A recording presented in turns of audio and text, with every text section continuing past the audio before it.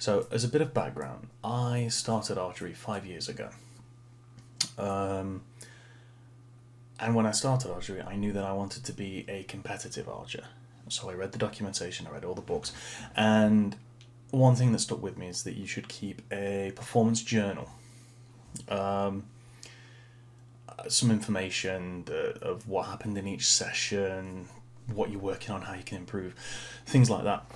So what I did is I started out with an Excel spreadsheet, and I basically tracked how many arrows I'd shot and what I was thinking about and what I was trying to work on. Very early, very basic. And over the past 5 years, that's evolved into this, like a multi-tabbed formula type journal with like formulas and spreadsheets and data and statistics. So basically, I'm just gonna go and talk through this, and at the end of it, if you want a copy of it, I'll find a way to put it out there. So we'll start on the first tab. This is the goals tab. So my journal runs from October to October. Well, October till the end of September. There is a little bit of an overlap sometimes because the last Cheshire County match is usually in the first weekend of October, so I usually count that as the end of my outdoor season. This year I'm unable to make that, so unfortunately, so the end of my outdoor season will be the end of September. So in September, I will sit down and I will look at what goals I want to achieve for the year.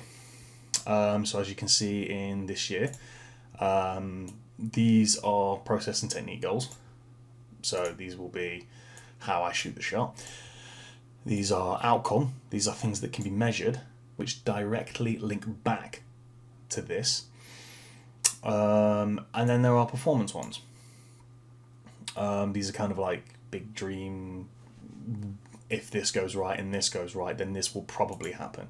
So they're all interlinked and they're all together. So this year I wanted to qualify for the England squad, which I did. I wanted to qualify for the knockout stages of the indoor national series, which I did. I wanted to medal on the national tour stage. I did not do that. I got to the quarterfinal twice, which is a massive progression on from where I was the previous year. I wanted to qualify for the national tour finals. I wasn't too far off. I finished 13th, I believe. It's the top 8 that proceed, so it's progress, and where I have succeeded, I've added stretch goals. So, I wanted to shoot a 650. I shot 650. So then I wanted to shoot 650 in a competition, which I've not managed to do yet. So at the end of all this, I'll be able to sit down, have a look at my year and determine whether it's been a successful year. So that's where I always start and finish on the first tab.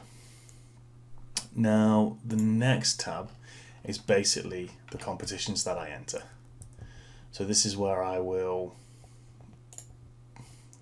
write down all the competitions I've got, where they are, whether I've applied for them or not, because sometimes I'll put a competition down that I want to do, but then family commitments or injury or illness or just scheduling will mean that I can't do it, which is fine. But if I've got it planned and I've got it scheduled, then I know what's about and I know what's around. Obviously, what around it is what tier. That's to do with the ranking system, the UK ranking system, which I'll cover in another video. Status, UK record status or world record status, or none, again, which I'll cover in another video. What score I got, how many ranking points I got, links back to the ranking. How I ranked in qualification, because obviously with some things they have a head-to-head component and some of them are just a straight round. Because if you look at the Bow Brock double, and there's no head-to-head component in that. It was literally just shoot a WA18 twice. So that's 120 arrows, 18 meters twice, and that's it. and then winner takes all. But yeah, so you put that in your ranking, and here obviously the indoor nationals had a head-to-head component, and I got to the last 16, which was nice. I'll do a little reflection over what I've done. I do need to catch up on some of them, but yeah, this gives me, I'll be able to look back and see what went well, what didn't go well, and try and learn from it. The next tab is a strength test, which I am not currently using at the moment, so I'm going to skip over that. This is the main place where I spend my time. This is the journal page. So what happens here is you got your date. I've got what I want to work on during the session, what happened during the session. When I use the Mantis, for those who don't know, the Mantis X8 system is it's a diagnostic tool for archery. I'll cover that again, or you can Google it and have a look at it. That's completely up to you. What SPT I did, how many arrows I shot, and how many arrows I should have shot based on my schedule. But again, I will come to that at a later time. So very, very simple. Very, very simple. It is literally just what do I want to achieve? Have I achieved it? And then a bit more information. In the new one, I'm going to add a little bit more information. I want to know what the weather was like. I want to know what the wind was like. So again, it's constantly evolving. It's constantly moving forward, which is great. Arrow count. I count every single arrow I have shot since the end of my beginner's course, and I have more figures to put in at the moment, but I am on around 100,500. Okay, this is where I do all my planning for the tournaments. So what I use is a system called periodization, which basically means you start at kind of a base level of exercise, arrows, whatever regime you follow, however you follow it, you shoot or exercise that amount on your first week. Your second week, you up it by 10%. So, 10% more arrows, 10% more exercise, 10% more rowing, 10% more boxing, however you want to slice it, 10% more. Week after, 20% more. Again, up in it. And then on the week of the competition, everything dials back down to about 70%. Just have a nice recovered, and the idea is that your body will recover and you will be in peak condition and you get yourself a little boost ready for the tournament. That's the idea. So I've been employing that for the last 2 years. I'm still learning it. I'm still finding my thresholds. I'm still trying to find how it works, especially with work, with family life. I'm still trying to balance it out. But it's a learning process. It's what we do. This is where we figure out what the arrow volume is. So this spreadsheet, I've got a base amount of arrows. So say on my heaviest day, I want to shoot 300 arrows. This will work out how many arrows I should shoot on Monday, how many I should shoot on Tuesday, Wednesday, Thursday, Friday, Saturday, Sunday. This is all done with formulas and this, that, and the other. So 300 is the 100% on the base week.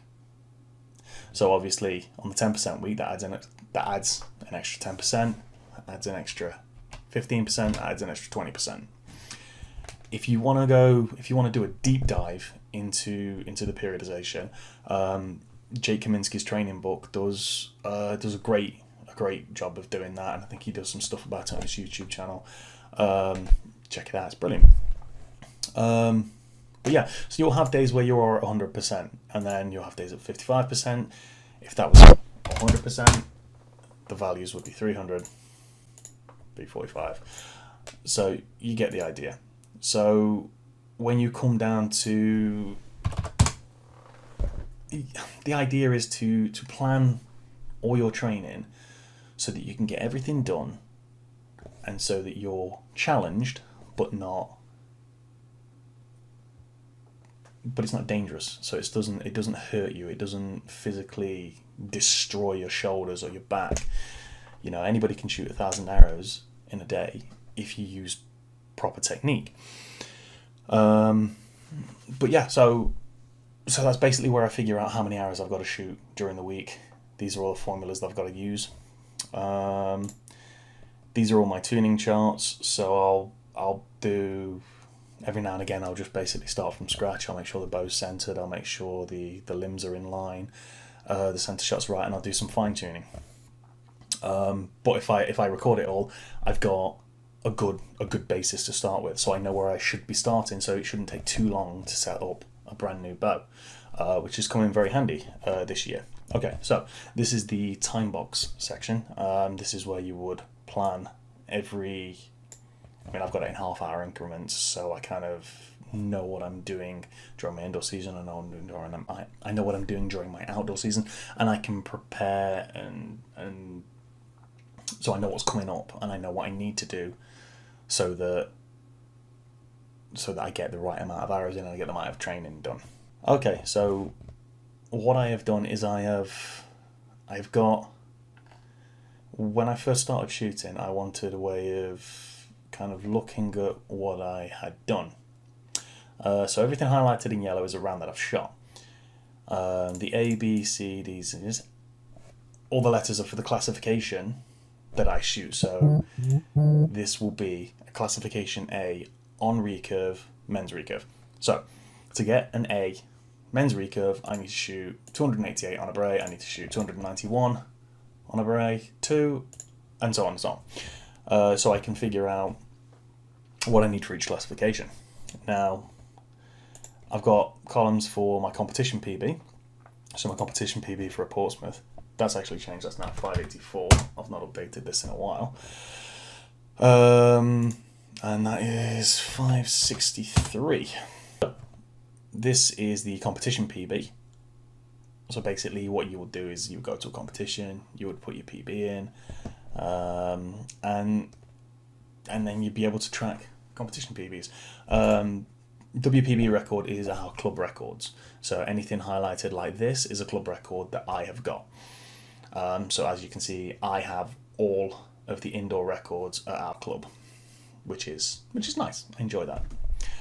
I've also got the GB record here, so I can challenge myself for that. So yeah, you can see I would have beaten one or two of the GB records, and these are the county records for the county of Cheshire. There's also this works it out what you would need per end in order to get that. So in order to get I think this is set up for the Wellington Park record. So in order to get that, I would need to score 9.9 on an arrow. So basically, for every 10 arrows I shot, I could only hit 1.9. So that's the kind of level that I've gone into on that. Obviously, there's distance, face size, how many arrows you shoot, well, how many dozen you shoot, and how many arrows you shoot, the maximum score that you can get. So, again, that's just something I do to track indoor progression. I've also put down every single progression. Okay, this sheet tracks every single indoor score I have ever shot. So this is every single indoor round I've ever shot, every single indoor score. It comes with a handicap and a classification. These are things that I've gone out and researched and put in. This is not something that comes automatically with the spreadsheet. Some people like to put this in, some people don't like to put this in. I find it useful because if you look, this graph here represents my handicap. So as you can see, throughout all the years, my handicap has been progressively going down. I think the last indoor round I shot was at a 19, which was the WA18, that's gone 566. So yeah, so I can track how my classification is going, so I can see how many classifications I've got. I can also track my handicap and see if that's improving, decreasing. I can look and see. Basically, I had a stage where I was kind of going up in classification, then it would drop down, it would go up and drop down. You can see it kind of bouncing down. So it's never a strict. It's not going all the way down and down and down and down and down. It is literally kind of like it's a kind of progression, but you can see that the trend is going down. Sometimes I've had really, really good days. Other times I've had really, really bad days. But it's always heading down. It's always heading in the right direction. So over time, I know that I am improving, even if sometimes my score doesn't always show it, if that makes sense.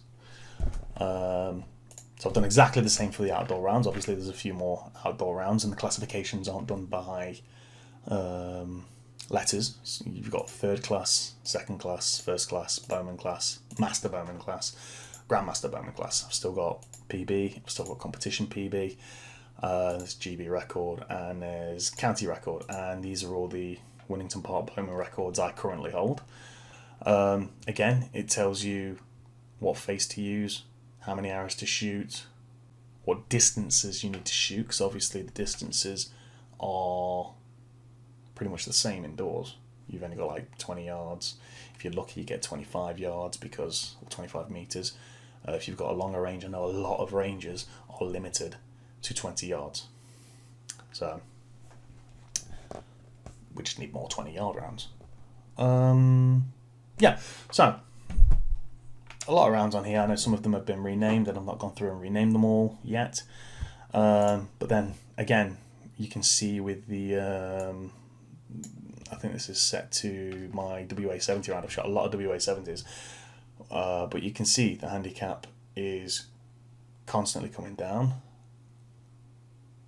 Yeah, the handicap is constantly coming down. Score, this is the score, constantly coming up, but you can also filter this out for competitions. So if you take training out, you can see that it's coming down a lot slower, but it's still coming up, and the score is going up. It's kind of plateaued at the moment, but I do need to put some more scores in. And that's pretty much it as far as my is my 2021-2022 performance journal is concerned. Okay, so what I've created now is a brand new 2022-2023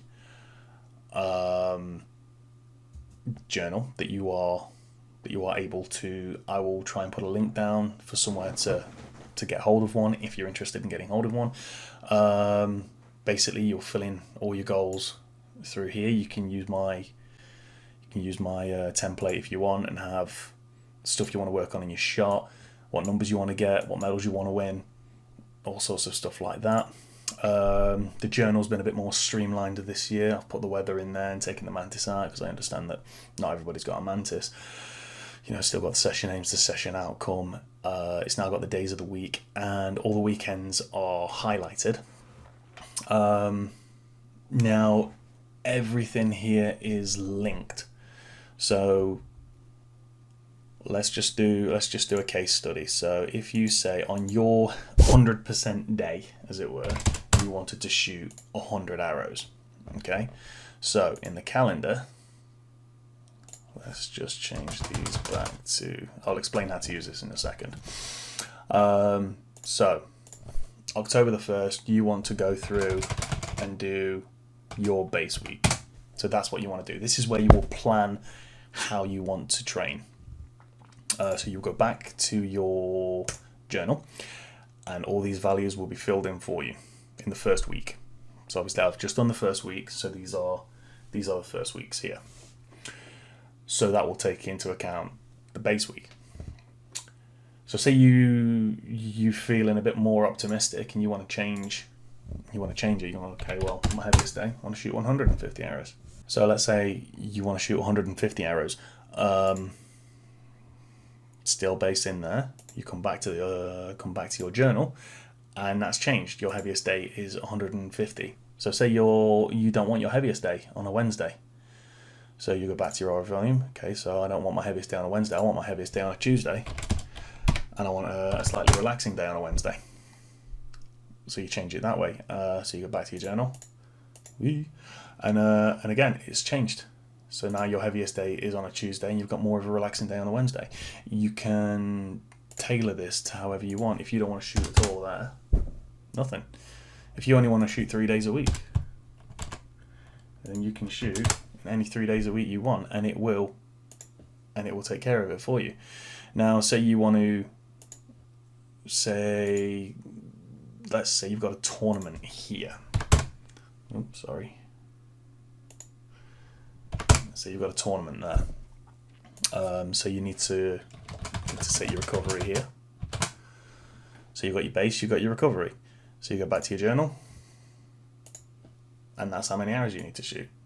It also it tells you what phase you're in. It tells you you've got a tournament here. And then all you need to do is fill out how many hours you shot, and that'll take care of it for you. Now it's also set to highlight the day that it actually is. So that will come into effect on the 1st of October. So that's basically your journal. So you figure out what you want to do.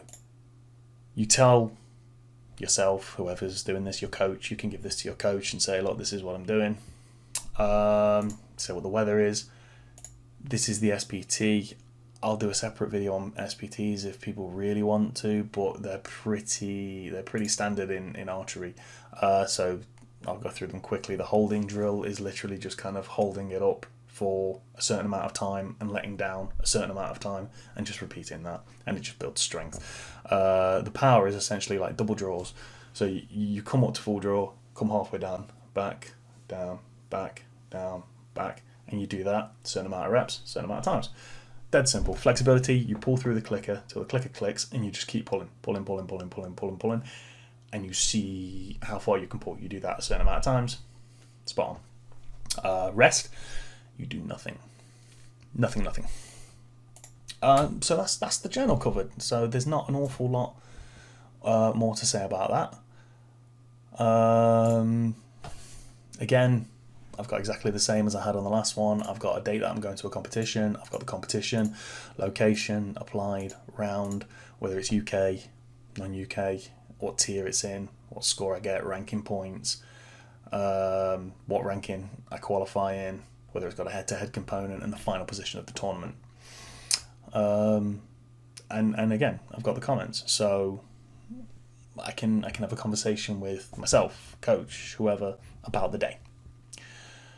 Calendar, right? This is the one where you will plan your session.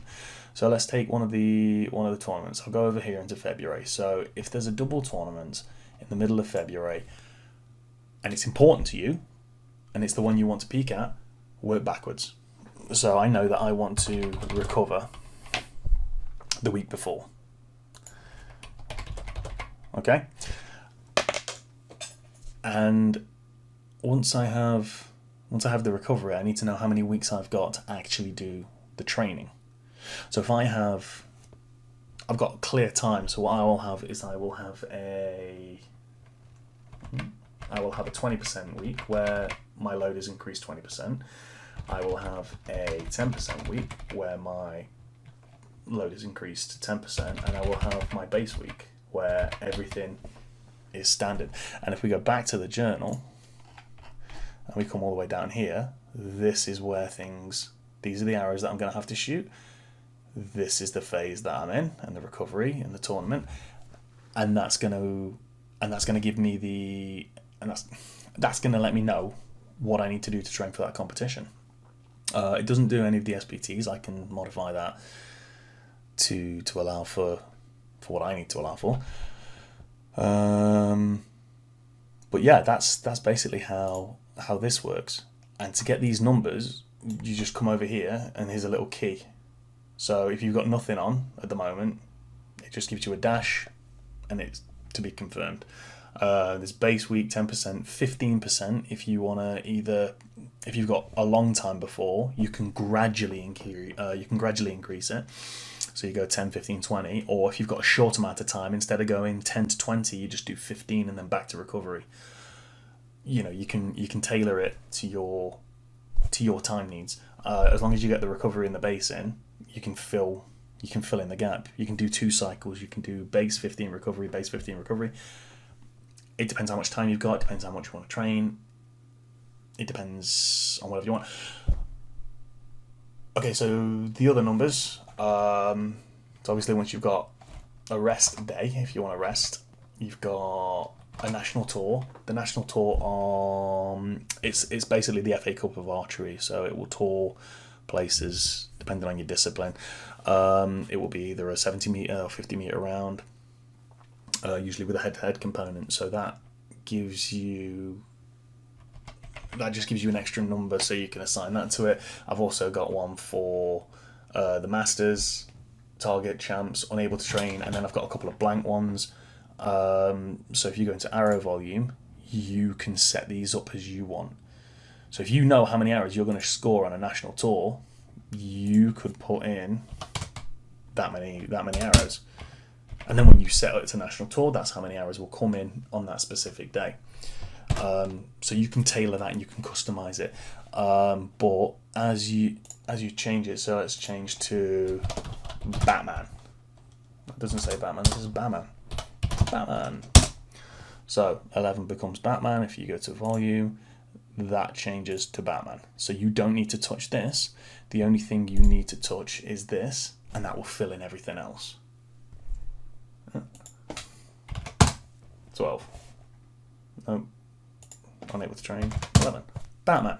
See, it changes everything. So you only have to change one thing, and it will change everything. So all the formula, all the kind of intricacies have already been taken care of. So yeah, you've got the standard base 10, 15, 20, 25. No, recovery and tournament. They're all the basic ones, but then after that you can do whatever you want with it. And it's you could change all these. You can put as many arrows as you want. If you know that someone's going to be ill, or if you know that you're ill, then you can have an illness week where you only shoot 20 arrows a week, or you shoot 30 arrows a week. You can customize that as much as you like or as little as you like. I've put the total amount of arrows per week in there in case that's something you need to consider for whatever reason. So if you do 300 there, then you're only going to get around about that, but then you stick another 55% week and 85%, and all of a sudden it starts adding up. So you can train as often as little as you like. This is just to help you try and plan it a little bit, and it might be helpful, it might not. Tuning, again, I've just set up what I use. So I've got the date that I did the tuning, what riser I'm using, limbs, upper tiller, brace height, lower tiller, the tiller difference. I use millimeters for tiller but inches for brace height because I'm strange. The weight on the finger, I sometimes use a nose button, so I've got a height in for that if I need it. Spine, shaft length, AMO.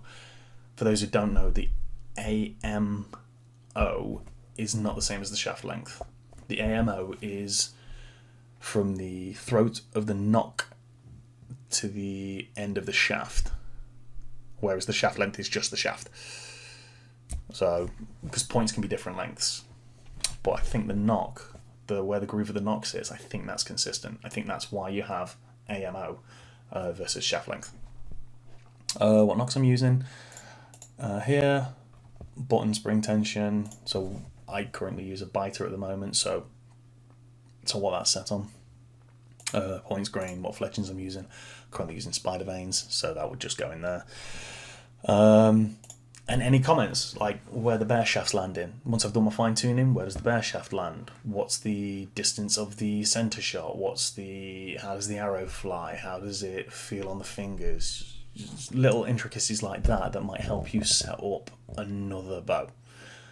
Time box, again, it's half-hour increments.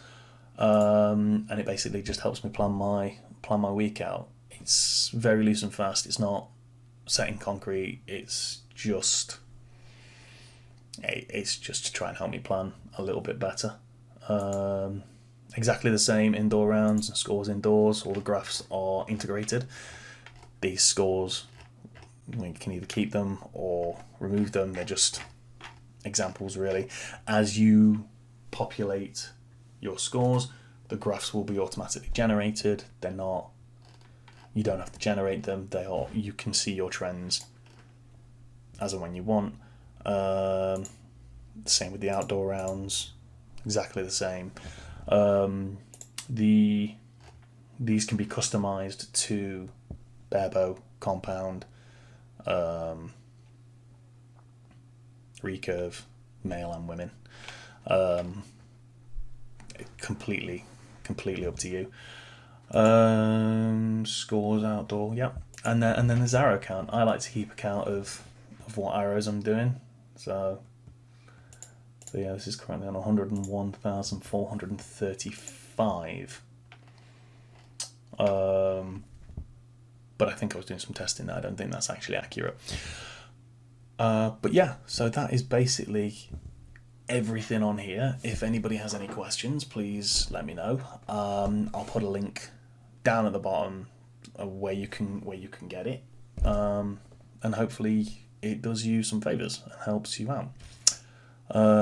If you prefer to work January to January or January to the end of December, just a full calendar year rather than an indoor-outdoor season, just let me know and I can change that. But yeah, apart from that, that's everything. I hope this has helped. If it hasn't helped, you've wasted your time. What have you done?